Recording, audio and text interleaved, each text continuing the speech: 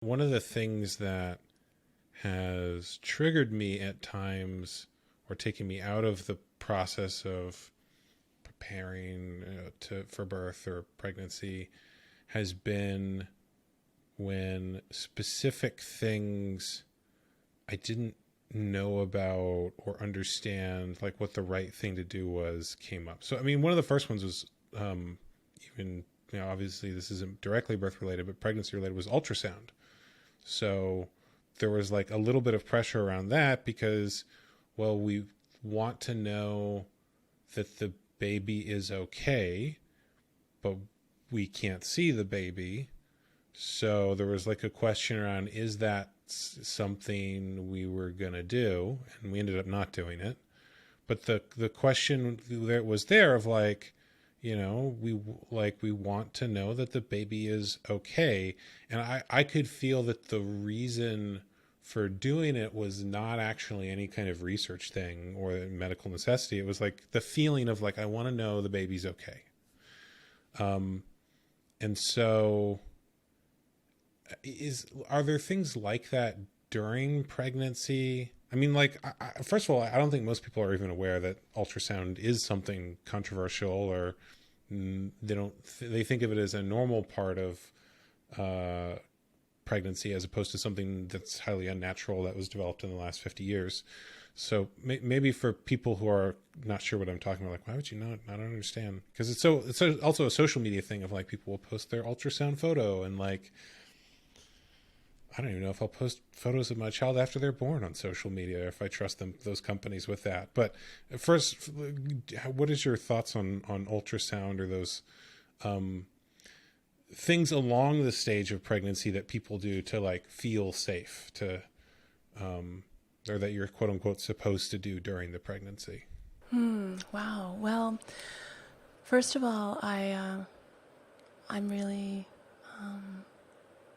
surprised and kind of delighted, I have to admit, to hear that that you and your partner have foregone ultrasound, Brendon, because that is a very rare thing in this culture. And you're absolutely right; it has been completely normalized as, not just sort of a regular facet of prenatal care, but an essential. Like it's shocking. I'm sure you've come across this perspective that people are shocked to hear that you haven't had an ultrasound. Like, what on earth? How could you not? Don't you want to know that, again? Don't you want to know that your baby is okay? And the fact of the matter is that despite what people are told by their doctors, I hear this all the time. I see people, friends of mine, acquaintances, like you said, posting ultrasound images on social media saying, we had our 20-week anatomy scan and our baby is super healthy and everything is great. And,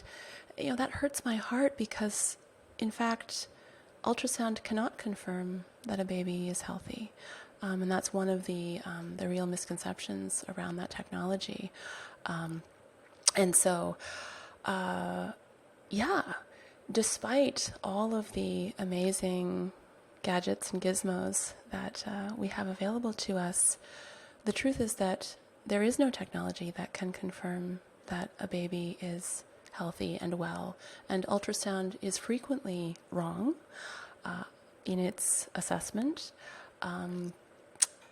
Ultrasound has also statistically is not related to, there's no statistical relationship between having an ultrasound and having a positive outcome, which I think is interesting, and most people aren't aware of that.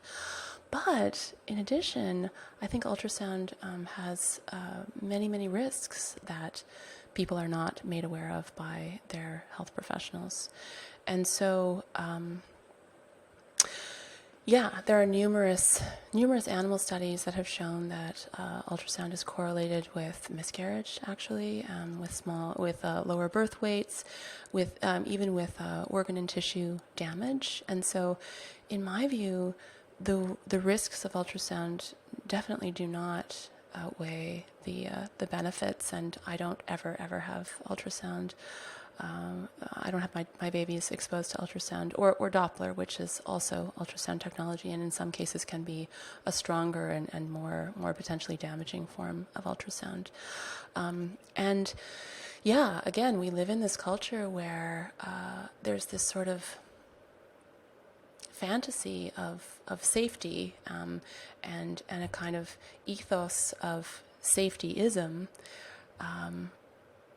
which I don't think is actually based in rationality, but rather custom and sort of ritual, and the difficult truth again is that there is absolutely no way to know if a baby is healthy or well, at all. It's always there's always risk involved in bringing a child into the world, and on a kind of philosophical level, that is inescapable as a parent. That constant knowledge that something could happen to our children that we have no control over is ever present. And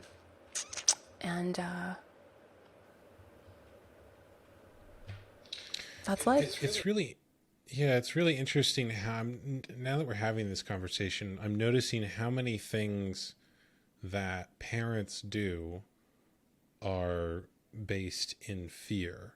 And one of the things that I also notice is that if something goes wrong and you could have done some intervention or thing that maybe supposedly would have prevented it, well, you should have done that and the fault is on you.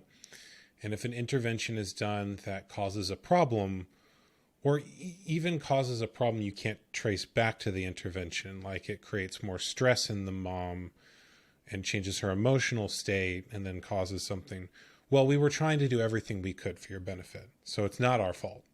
So there's a sort of discourse and double standard there where it's the fault of someone doing something naturally if something goes wrong, but it's not the fault of someone doing something unnaturally if something goes wrong. So bit of a double standard there. It is an immense double standard. And, I what I have found over the years working with families who are making choices around their pregnancies and births that fall outside of the so-called mainstream is that often when I kind of dig in with them around fear and these kinds of choices that have to be made, often what comes out is that the primary fear around choosing to birth at home or choosing to birth outside of the allopathic system, the primary fear isn't so much that their baby might die. It's in many cases more so that the blame and judgment that they fear from society, and that's really it's legitimate actually, and it's quite heartbreaking because in my sort of natural birth circles, it is true that if a baby dies in the context of a free birth or a home birth, there's immense judgment placed on the mother, usually the parents, for making the so-called irresponsible choice to forego birthing in the system. Whereas if a baby dies in the hospital, inevitably the doctors did everything they could, right? And so, Right. that is one of the potential risks of this kind of choice, and that's true, I think, not just in birth as well, but but when it comes to education and any path that deviates from the so-called norm. It's true. Yeah, it's true of so many different social paths. Like if you go to college and get a degree and try to join the system and it's not fulfilling, well, you tried, you did the right thing. And if you go into business for yourself or take an artistic career and fail in that, well, you should have had a backup plan. Like, you should have gone to school. It's like the system has no punishments if you do what it says but are unhappy as a result of it. But it has a lot if you try to go outside. Yes, and it's unfortunate. It's unfair. And I think, again, all of these decisions come down to what kind of risk we're willing to accept. And the judgment and indictment of other people. I mean, even when your birth works out beautifully, there will be people who have, who disapprove and who have strong judgments about one's choices. And I think that, again, is one of the risks of choosing to birth outside of these conventional systems. And I'll say too that another significant risk of choosing a different kind of birth than most people is that others tend to feel judged by that choice. And it can feel, in some contexts, in some environments, in some communities, it can feel alienating. And this is a funny thing to say, but experiencing birth as blissful and transformational can be challenging socially in some cases, right? And so there's all kinds of interesting risks, not just, the sort of obvious risks that people would initially think about, but it does put us in. It just creates a very different experience. And, I see that shifting, actually, because more and more people are starting to question the allopathic path and mainstream birth choices. And more there are communities being created around these kinds of lifestyle choices, I guess they would say.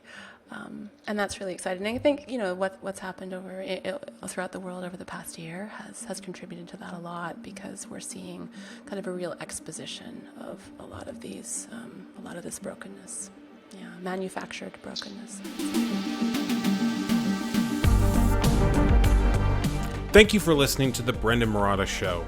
If you liked this episode, please share it with someone else who would also like it, and then go on whatever platform you listen to the show on and leave a positive review. If you want to support the show directly, go to brendonmarotta.com/show and subscribe there. Paid subscribers get special unreleased bonus material and live events that are only available to them. Once again, that is brendonmarotta.com/show. Thank you for listening, and I will talk to you all later.